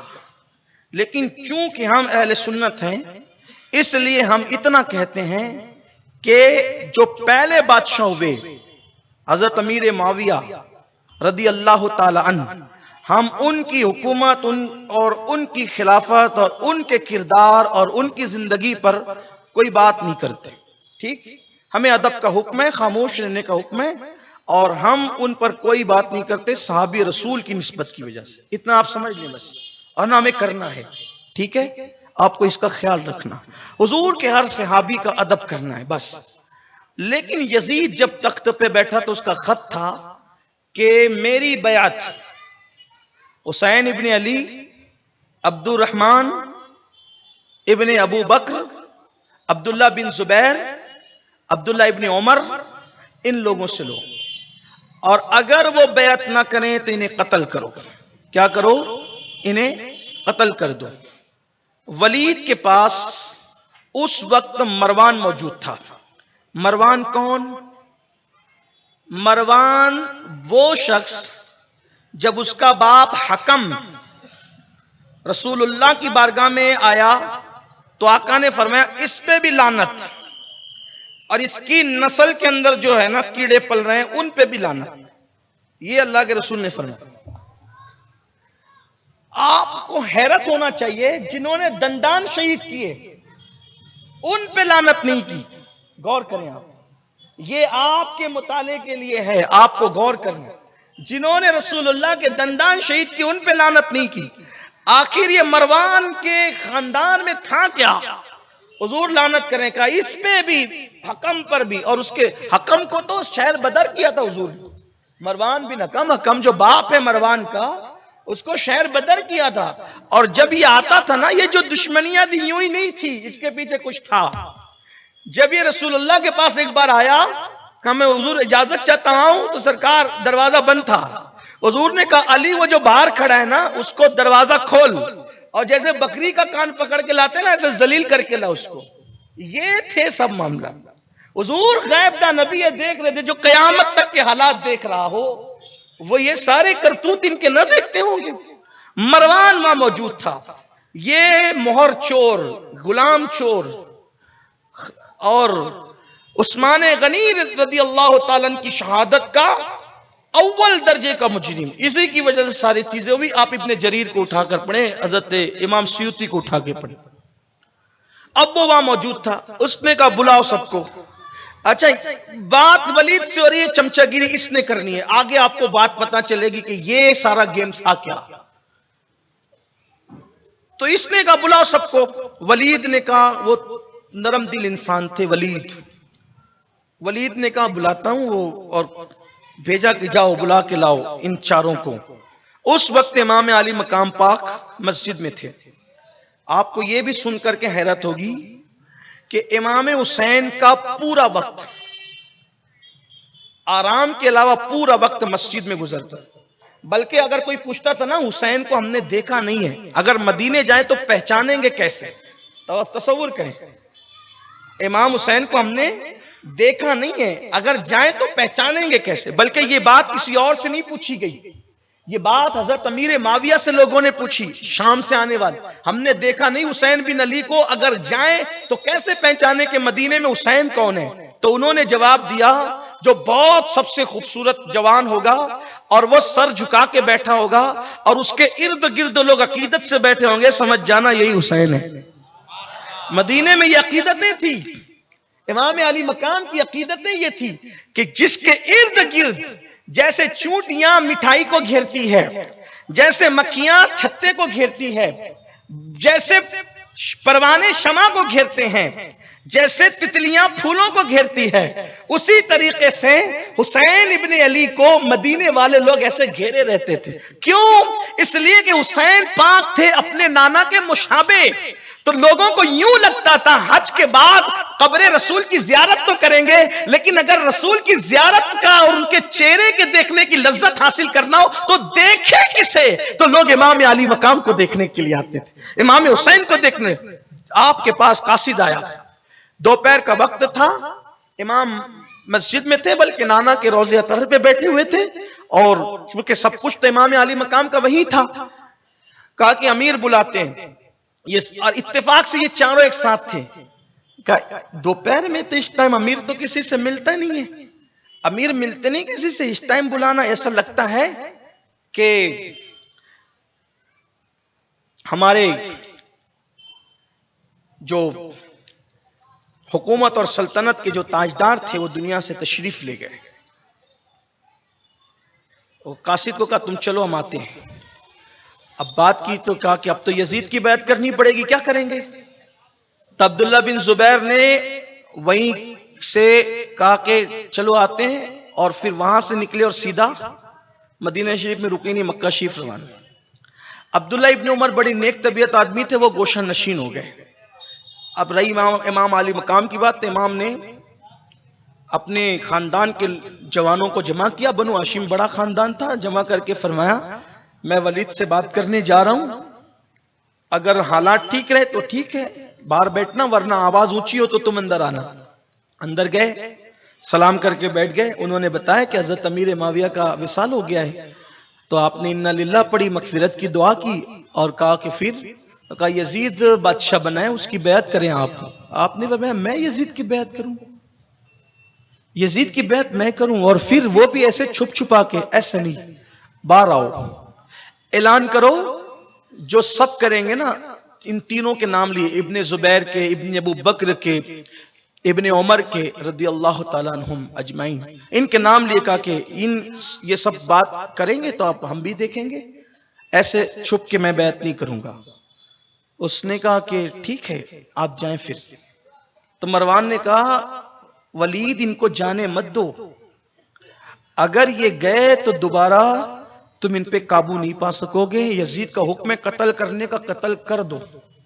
इमाम अली मकाम ने कहा अब वो फातेह खैबर का बेटा सैयदा फातिमतुज ज़हरा का लाल लख्ते जिगर, मुस्तफ़ा जान रहमत की जबान चूस कर बड़ी होने वाली शख्सियत, फरमाया तू मुझे कत्ल करेगा, तुझे तो नाक साफ करना नहीं आती। इमाम ने फरमाया ये हंसने की बात नहीं, ये हंसने की बात नहीं। और कहा कि तू नाक सीधे हाथ से साफ करता है, तू मुझे कत्ल, या ये करेंगे कत्ल, तुम दोनों कत्ल करोगे। वलीद ने कहा मरवान तुझ पे अफसोस है, तू मुझे नवासे रसूल को कत्ल करने का मशवरा देता है? अगर पूरी दुनिया की दौलत एक तरफ रख दी जाए और नवासे रसूल को कत्ल करने का कोई मशवरा दे तो मैं दौलत को लात मारूंगा, लेकिन इन्हें कत्ल नहीं करूंगा। तो समझ क्या रहा है? आपसे कहा आप तशरीफ ले जाएं, ठीक है बाद में बात होगी। इमाम तशरीफ ले गए और तशरीफ ले जाने के बाद आपके चेहरे पर उदासी छा गई। पूरी जिंदगी शहादत का जिक्र सुन सुनकर बाबा से सुना, अम्मा से सुना, बहन से सुना, नाना से सुना, बड़े भाई से सुना, खानदान में बुजुर्गों से सुना, हुसैन शहीद होंगे शहीद होंगे। चेहरा खिलता था, चेहरा खिलता था। एक अहम नुक्ते की तरफ आपकी तवज्जो करवाना चाहता हूं, उसी पे बात खत्म करता हूं। तवज्जो करना, लोगों को लगता है कि हुसैन पाक का असल इम्तिहान करबला में हुआ, लेकिन मुझे लगता है कि हुसैन पाक का असल इम्तिहान करबला में नहीं हुआ। हुसैन पाक का सबसे बड़ा इम्तिहान मदीने में हुआ, क्योंकि हुसैन को अली अकबर छोड़ना आसान था, कासिम छोड़ना आसान था, अली असगर छोड़ना आसान था, लेकिन नबी का दर छोड़ना कोई हुसैन से पूछे। 8 दिन का हाजी जो 8 दिन के लिए हज को जाता है, जब वो बंदा मदीने मुनव्वरा छोड़ता है तो उसकी सांसें उखड़ने लगती है। वो सोचता है कि मेरी जान निकल जाए, मैं यहां से जा क्यों रहा हूं मदीने से। अल्लामा हसन बरेलवी कहते हैं कि मर के जीते हैं जो जाते हैं मदीने को हसन, और जी के मरते हैं जो आते हैं मदीना छोड़कर। आपका चेहरा उतर गया, जिसका चेहरा कभी ना उतरा आज उनका चेहरा उतरा। घर वालों ने कहा, गाजी अब्बास ने कहा, मौला तेरी बलाएं दूर हो, आज आपका चेहरा अफसुर्दा है। आपने कहा मेरे गाजी, मेरे बाबा के गाजी, मेरे गाजी, मेरे भैया, आज मैंने फैसला किया है कि अपने मदीने मुनव्वरा छोड़कर कहीं और जाना है। हुसैन हम मदीने छोड़ के जाएंगे? कहा ऐसा ऐसा हो गया, अगर मदीने में रुकते हैं तो ईमान को खतरा है, खतरा ईमान को है तो मदीना छोड़ देना है। जाओ इन लोगों से कह दो कि हमें यहां से चले जाना है, मदीने छोड़ के जाना है। अब जरा दिल थाम कर चश्मे तसव्वुर से वो मंजर को देख लें कि जब हुसैन पाक मदीने से जाते हैं, इमाम पाक ने बीबियों से कहा, उम्मे इसहाक से कहा, सैयदा शहर बानो से कहा, उमराउल कैस की जो शहजादी आपके निकाह में थी उनसे फरमाया, हजरत लैला से, लैला उम्मे इसहाक शहर बानो, इनसे फरमाया तुमने भी साथ चलना है। सैयदा जैनब के पास किसी को भेजा, जैनब से कहो हमारा इरादा यह है, वो क्या चाहती हैं, अगर उनके शौहर इजाजत दे तो वो भी चलें। इस तरीके से कुछ लोगों की एक मखसूस फहरिस्त थी जिनको लेके जाना था। अब शाम का इंतजार हो रहा है और इसी उधेड़बुन में शाम होती है। मदीने मुनव्वरा का हसीन और जमील खूबसूरत सूरज, वो जो रसूलुल्लाह की बारगाह में गोया के तहियत और दुरूद के गजरे लेकर आया था, वो अदब और एहतराम के साथ अपने चेहरे को समते मगरिब में छुपा लेता है। वो तारीख थी 3 शाबानुल मुअज्जम की और सन 60 हिजरी का सना था। 3 शाबानुल मुअज्जम सन 60 हिजरी का सना। शाम हुई, फिर अहले बैत के घरों में सफे मातम बिछा, सब एक दूसरे को हैरत से देख रहे थे। यानी एक अनहोनी बात, लोग जाते हैं मदीने शरीफ तो उनके पास टिकट होता है कि उनको मदीने से वापस जाना है, मदीने मुनव्वरा से, लेकिन यहां तो पैदा भी यही हुए, पले भी यही, बड़े भी यही, शादी भी यही हुई, बच्चे भी यही पैदा हुए, बच्चों को भी यही परवरिश किया। मदीने में सब कुछ था, माँ का मजार मदीने में, बाबा की बड़ी अमानत इमाम हसन मदीने में, रसूलुल्लाह नाना जान मदीने में, पूरा खानदान मदीने में है। मदीने वाले मदनी कहलाते हैं, बल्कि मदीने के बादशाह हैं, ताजदार हैं, सब कुछ है। और आज हालात और वक्त की सितम ज़रीफियां देखें। बस यहीं से अब दास्तान करबला शुरू होती है और हमें एक एक कदम पे इबरत। सुनने वाले हर साल सुनते हैं, कुछ लेते नहीं लेते ऐसे ही चले जाते हैं, लेकिन जो सुनते हैं एक एक जुमले में उनके लिए इबरत है। सोचो, गौर करो, तवज्जो दो, होश के नाखून लो, सोचो। जिनको इसी मदीने में कंधों पे बिठाकर साहिबे मिराज लेकर घूमते थे, आज वो लोग मदीना छोड़ रहे हैं। जिनको उंगलियां पकड़कर चलाया जाता था, आज मदीने मुनव्वरा के लिए वो लोग अजनबी हो चुके हैं। उनके घरों में कपड़े बन रहे हैं, सामान बन रहा है, सवारियां तैयार हो रही है। सब एक दूसरे को हैरत से, अफसुर्दगी से देखते हैं। कहें तो क्या, कौन किसको तसल्ली दे? सब तो एक ही गम में मुब्तला हैं। किसको संभालें, किसको सहारा दे, किसको समझाएं? पूरे खानदान में एक ही शाहजाद है जो खुद संभलता भी है, किसी को संभालता भी है।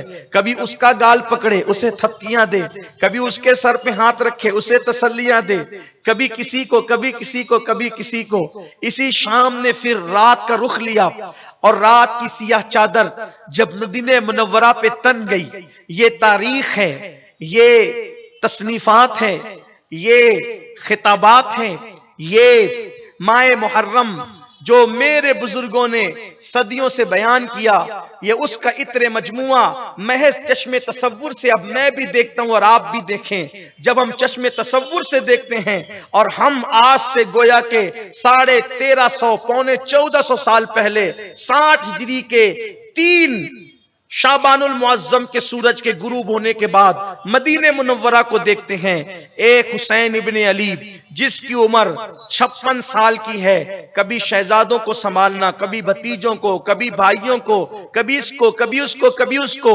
इसी तरह रात सिया हुई और अपनी सिया चादर को अहले मदीना पे तान दिया। सोने वाले बिस्तरों पे सो रहे थे, खशियत रब्बानी में रोने वाले आंसुओं की सौगात रब्बुल इज्जत की बारगाह में पेश कर रहे थे और लोगों के दरवाजे बंद थे।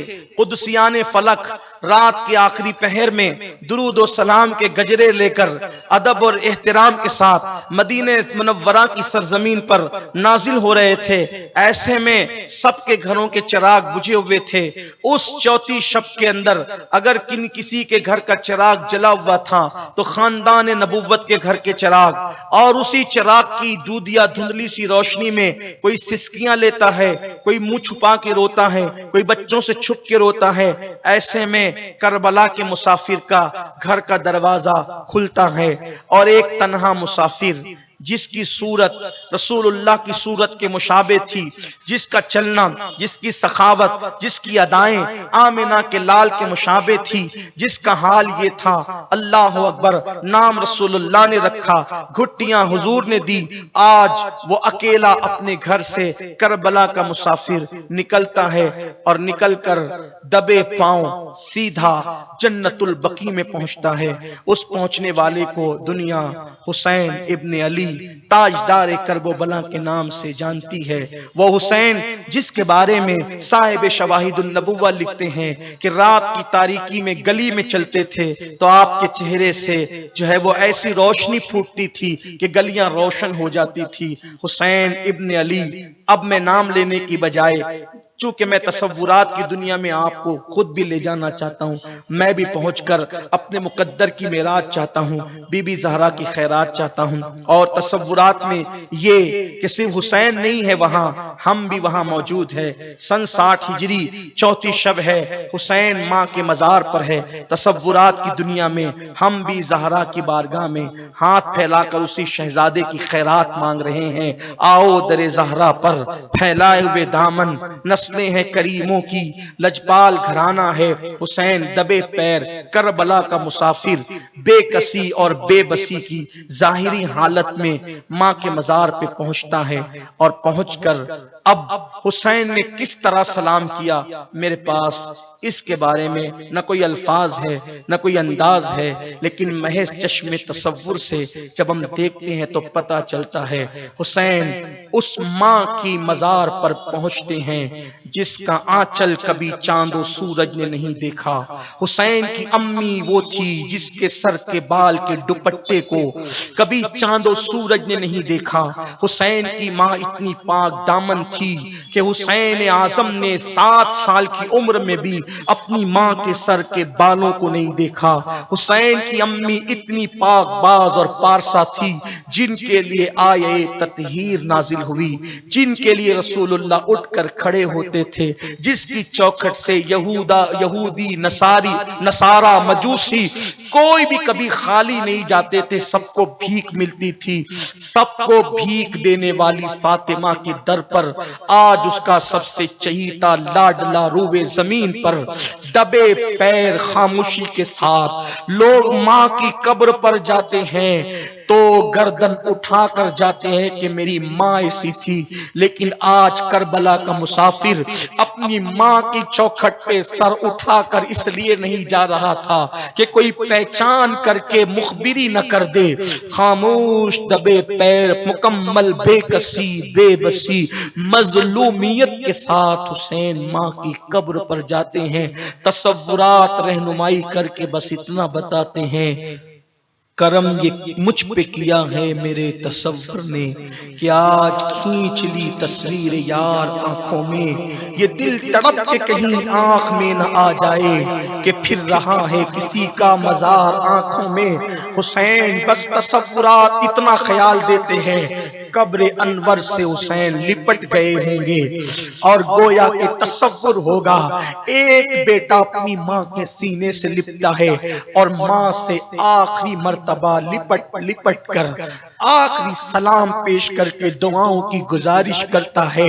किसी की माँ वलिया, किसी की माँ आलिमा, किसी की माँ नमाजी, किसी की माँ हाजियानी, हुसैन की माँ बुदए मुस्तफा जिगर गोशे रसूल।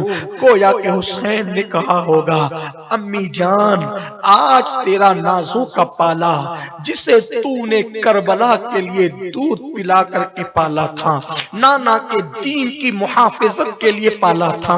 अम्मी जान आज तेरा बेटा तुझे आखिरी मर्तबा सलाम करने के लिए आया है। माँ मैं जा रहा हूँ, बज़ाहिर तो मैं ये कह के जा रहा हूँ कि मेरी मंजिल मक्का है, लेकिन माँ आसार बताते हैं कि अब तेरा बेटा करबला जाता है।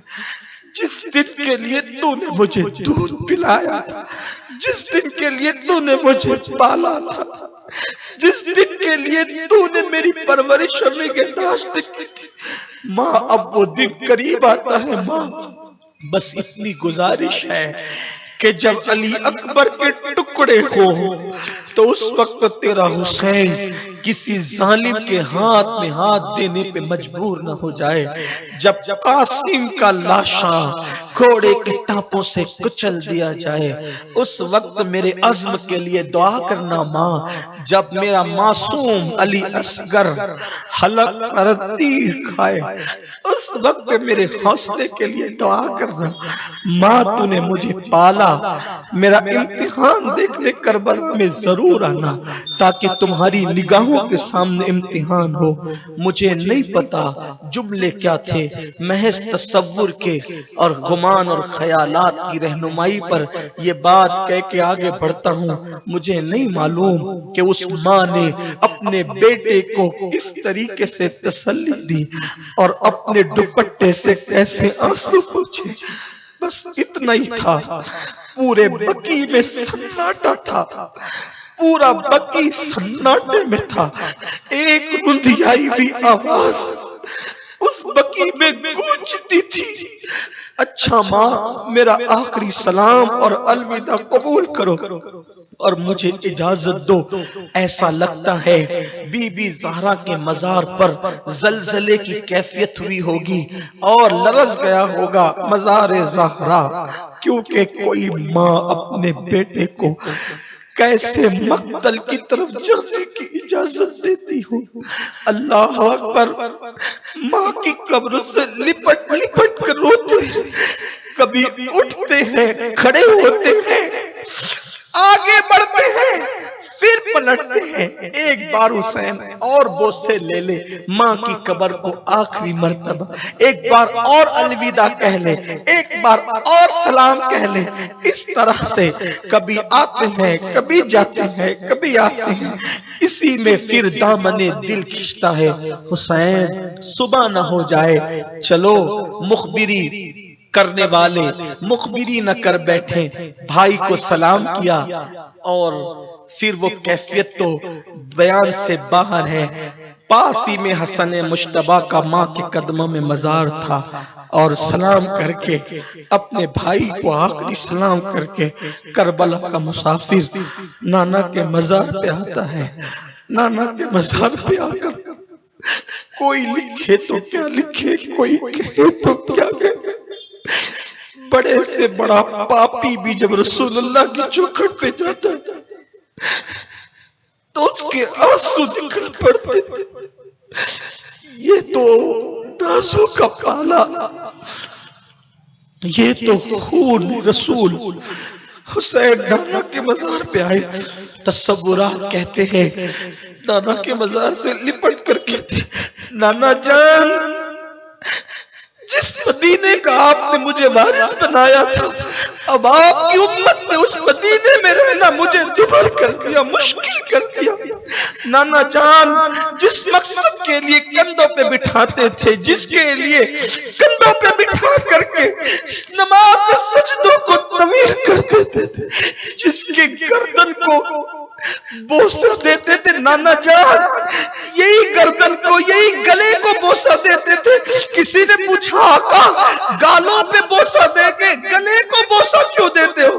तो नाना जान आप कहते थे यही पर मेरे हुसैन की गर्दन पर तलवार चलेगी मेरे दीन के लिए। नाना आज आपका नवासा उसी मकसद को पूरा करने के लिए जा रहा है। नाना जान अपने नवासे का आखिरी सलाम लो, अलविदा नाना जान। नाना जान मैं करबला में इम्तिहान दूंगा, आप जरूर आइएगा और आपने जिस अज़्म से पाला है वो इम्तिहान में कैसे देता हूँ वो जरूर देखने के लिए आका आइएगा। पता नहीं क्या क्या कहा, कहूँ तो क्या कहूँ, रखूं तो क्या रखूं। बस अहले बैत की वफा में, तस्वुरात की दुनिया में यही चंद जुमले और उसके बाद हुसैन उठते हैं और फिर नाना की मजार के कदमों को बोसे देकर जब पलटते हैं तो दिल कहता है हुसैन एक बार फिर शाफ़े यौमुन नुशूर को देख लो। लोग कहते हैं कब्र को देखा, मैं कहता हूं जब जामी के लिए, जब रफाई के लिए, जब गौसे आजम के लिए कब्र से निकलकर जियारत कराने की रिवायत मिलती है तो लाडला हुसैन करबला का मुसाफिर, उनके लिए क्या हुआ होगा, क्या कहें क्या ना कहें। बस इतना कि हुसैन नाना के मजार से रोते हुए निकलते हैं। सुबह करीब आ रही थी, हुसैन गर्दन झुकाकर वापस हो रहे थे। अली अकबर की शहादत पे जो दिल टूटेगा वो तो टूटेगा, लेकिन उससे बड़ी कयामत आज थी कि नाना का मदीना छूट गया। काश मेरी कौम अहले बैत की इस कुर्बानी का ख्याल करती। लोग अपना घर नहीं छोड़ते, हुसैन ने अल्लाह के दीन के लिए मदीना छोड़ा। घर के बेघर हो रहे हुसैन, आज हुसैन बेघर हो रहे हुसैन। हुसैन सर झुका कर आते, सवारियां तैयार है, एक कयामत सुगरा है। हुसैन आते हैं, बीबियां रोती हैं, चादरें डाली हुई हैं। कोई कहता है हुसैन न जाओ, मौला कहते हैं नहीं, अल्लाह के दीन पे वक्त आया है, जाना होगा। कहां? अभी हम मक्के जाएंगे। ऐसे में एक कयामत सुगरा और कायम होती है। मौला हुसैन अली अकबर से कह चुके थे, गाजी अब्बास से ये साथ चलेंगे। हत्ता के अभी 1 महीने का बच्चा है अब्दुल्ला जिन्हें दुनिया अली असगर कहती है। 1 महीने का बच्चा भी साथ जाएगा। जाने वालों की फहरिस्त में नाम है ज़ैनब पाक का, औन मोहम्मद का, कासिम का, अली अकबर का, अब्दुल्ला अली असगर का, सुकैना हजरत सकीना का, लेकिन एक नाम नहीं है, वो है सैयदा फातिमा सुगरा का। बस सबने तैयारी की है, सुगरा को इजाजत नहीं। फातिमा सुगरा आज कहती है, बाबा सबको ले जाते हो, मुझे नहीं ले जाते। तसव्वुरात उन घरों की रात को इस तरह बयान करते, बाबा मुझे भी ले चलो। बेटी हम मक्के जा रहे, आगे की जो बात होगी, हम जहां कयाम करेंगे, तुम बीमार हो, बुखार है, अच्छी हो जाओगी ना सुगरा, फिर तुम्हारे भैया को भेजकर हम तुम्हें बुला लेंगे, फिर तुम भी आ जाना। आज तुम न चल सकती हो, न सवारी पे बैठ सकती हो, बीमार हो। सुगरा ने कहा, नहीं ना बाबा, मैं बीमार नहीं हूं, मुझे बुखार है, लेकिन मैं चल सकती हूँ। थोड़ा सा है, आप लोग सवारी पर बैठना, मैं थोड़ा पैदल दौड़ूंगी तो बुखार की हरारत दौड़ने से खत्म हो जाएगी बाबा, बस मुझे ले चले। कहा, सीने से लगा के कहा, नहीं बेटी, तुम्हें उम्मुल मोमिनीन सैयदा उम्मे सलमा के घर रहना है जब तक अली अकबर नहीं आते। कहा जाता है कि उस वक्त सैयदा फातिमा सुगरा की उम्र सिर्फ 10 साल की थी। 10 साल की सुगरा है, उम्मे सलमा रज़ी अल्लाह ताला अन्हा के यहाँ रखने का फैसला है उम्मुल मोमिनीन के घर। सुगरा कहती है, बाबा मुझे मालूम है आप लोग जा रहे, मुसाफिर है, खाने पीने की कमी होगी मुसाफिरों को। बाबा मैं नहीं खाना मांगूंगी, मुझे साथ ले लो सिर्फ, मैं खाना नहीं मांगूंगी, मैं आप लोगों के काम आऊंगी। बाबा बाबा अली असगर रोता होगा तो वो मेरे पास ज्यादा रहता है ना, मैं उसको संभालूंगी, उसका झोला दूंगी। बाबा मैं कोई मुतालबा नहीं करूंगी। बाबा बाबा मुझे ले चलो अपने साथ, मैं बीमार भी नहीं हूँ। बाबा देखो मैं आपको उठकर दिखाती हूँ, मैं खड़ी रह सकती हूँ बाबा, चल सकती हूँ। और फिर हमारे बुजुर्गों ने फरमाया, सैयदा सुगरा ने सिर्फ साथ जाने के लिए, कई दिन की बीमार थी, अपनी पूरी ताकत को इकट्ठा किया और उठ करके खड़ी होना चाहिए और कहा, देखो बाबा मैं खड़ी हो सकती हूँ। जैसे ही खड़ी होना चाहा, जमीन पे गिर पड़ी और जमीन पे गिर पड़ी। एक फकीर लिखता है, सूफी लिखता है कि सुगरा ने बीमारी से जंग करना, मुकाबला करना चाहा। उस दिन सुगरा की बीमारी जीत गई और सुगरा हार गई। आका ने कहा, सुगरा तुम नहीं चल सकती, वादा रहा मेरी बेटी, मैं अली अकबर तुम्हारे भैया को भेजकर जरूर तुम्हें बुलाऊंगा। अच्छा अब देर न कर बेटी, सुबह होगी तो मुखबिरी करने वाले मुखबिरी न करें, हमें जाने तो बेटी, हम जल्द तुम्हें बुलाएंगे। अच्छी होना, खत लिखना, अहवाल लिखना। अभी हम मक्का जाते हैं, चलते हैं। आखिरकार सुगरा को सीने से लगाया, उम्मुल मोमिनीन उम्मे सलमा के सुपुर्द किया। अम्मी जान हुसैन की अमानत आपके पास है।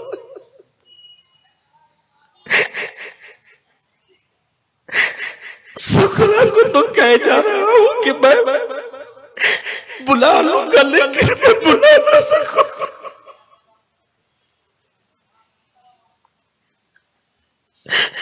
मेरी बेटी की हिफाजत करना। और अम्मी जान मेरा ये आखिरी सलाम आपको भी उम्मुल मोमिनीन, अगर मैं पलट कर न आया तो मेरी सुगरा का निकाह हसन के बेटे हसन मुसन्ना के साथ कर देना। बाज लोग कहते निकाह हो चुका था, लेकिन बाज कहते हैं कि इमाम ने जाते जाते उम्मुल मोमिनीन उम्मे सलमा से कहा, अगर मैं पलट कर नहीं आया तो मेरी बेटी मेरे भाई के बेटे हसन मुसन्ना के साथ बिया देना और उसके बाद उम्मुल मोमिनीन को सलाम किया। और ये सवारियां जो सजी सौरी सामान से लदी हुई थी, हर मुसाफिर अपनी अपनी सवारी पर बैठ गया। मदीने मुनव्वरा के पहाड़ उचक उचक करके गोया के उस जाने वाले मुख्तसर से 82 कमोबेश नुफूस को देखने लगा और गोया के मस्जिद नबवी के दीवारें हसरत से देख रहे थे। एक दिन मदीने के लिए वो था जब अल्लाह के रसूल हिजरत करके आए थे, और आज मदीने के लिए वो दिन है कि जब रसूलुल्लाह की हमशबी रसूलुल्लाह का शहजादा हिजरत करके मदीने से जा रहा था। एक दिन मक्के से हिजरत करके नाना आए थे और नवासा हिजरत करके मदीने से मक्के की तरफ जा रहा। किसने सोचा था कि जिससे यसरिब मदीना बन गया, आज उसके नवासे को मदीने से निकलना पड़ेगा। लेकिन अहले बैत तुम्हारी अजमतों को सलाम, क़यामत तक अल्लाह तुम पर दुरूद नज़िल करे कि तुमने सब लुटाकर अल्लाह का दीन बचाया, हमारा मुसलमान होना रखा, हमारा ईमान वाला होना बाकी रखा। अल्लाह तुम्हें जज़ाए खैर दे। उचक उचक कर मस्जिद नबवी की दीवारें, मदीने के पहाड़ उस काफिले को देख रहे थे। इधर सुबह तुलू हो रही थी, सुबह सादिक तुलू हो रही थी, सुबह तड़क रही थी, और उधर सुबह के हल्की हल्की दूधिया रोशनी में गर्द गुबार उठती है और वो काफिला हमेशा के लिए उस गुबार में छुप जाता है। बस वो करबला के मुसाफिर पलट पलट कर रोज़े रसूल को देखते थे। एक वक्त आया कि जब पलटे होश उड़ गए कि अब रोज़े रसूल नजर नहीं आता था, और हमेशा के लिए मजलूमों का काफिला अल्लाह के दीन को बचाने के लिए मदीना छोड़कर मदीने की हुर्मत को चार चांद लगाने के लिए, इज्जत को चार चांद लगाने के लिए रवाना हो गया। वो सन 60 हिजरी की 4 शाबान की तारीख थी।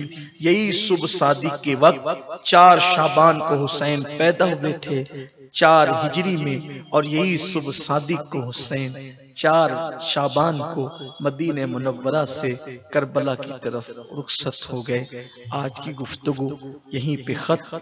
कोई गलती, कोई बेअदबी, कोई खिलाफे अहले सुन्नत मेरी जबान से कोई जुमला निकल गया हो, अल्लाह मुझे माफ करे।